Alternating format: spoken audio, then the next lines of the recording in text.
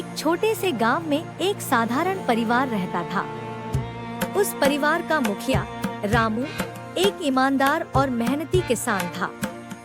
उसकी पत्नी सुमित्रा और 2 छोटे बच्चे मोहन और गीता उसके जीवन का मुख्य हिस्सा थे।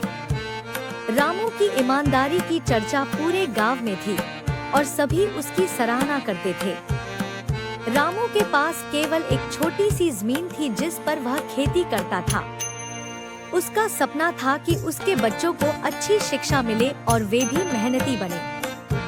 वह हमेशा अपनी जमीन पर सच्चाई और मेहनत से काम करता, कभी भी किसी के साथ बेईमानी नहीं करता।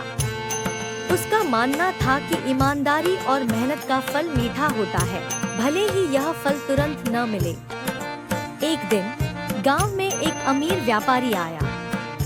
व्यापारी ने रामू की ईमानदारी की कहानियां सुनी और उसे अपने खेत के काम के लिए बुलाया। व्यापारी ने रामू को अच्छा वेतन देने का वादा किया। रामू ने खुशी-खुशी स्वीकार कर लिया, लेकिन व्यापारी की शर्तें सुनकर उसके कान खड़े हो गए। व्यापारी ने कहा कि अगर वह उसकी जमीन पर अच्छा उत्पादन करके दिखाए तो उसे एक बड़ा इनाम मिलेगा, लेकिन यदि उत्पादन कम हुआ तो उसे अपनी मेहनत का भुगतान नहीं मिलेगा। रामू ने सोचा कि ईमानदारी से काम करना ही सबसे अच्छा है। उसने खुद को और अपनी जमीन को अच्छी तरह से तैयार किया। उसने सभी नियमों का पालन किया और किसी भी सूरत में बेईमानी नहीं की। कुछ महीने बाद फसल तैयार हुई। व्यापारी ने अपनी जमीन पर आकर फसल की गुणवत्ता देखी और आश्चर्यचकित रह गया।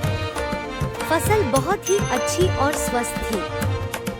व्यापारी ने रामू की ईमानदारी और मेहनत की सराहना की और उसे वादा किया हुआ इनाम दिया।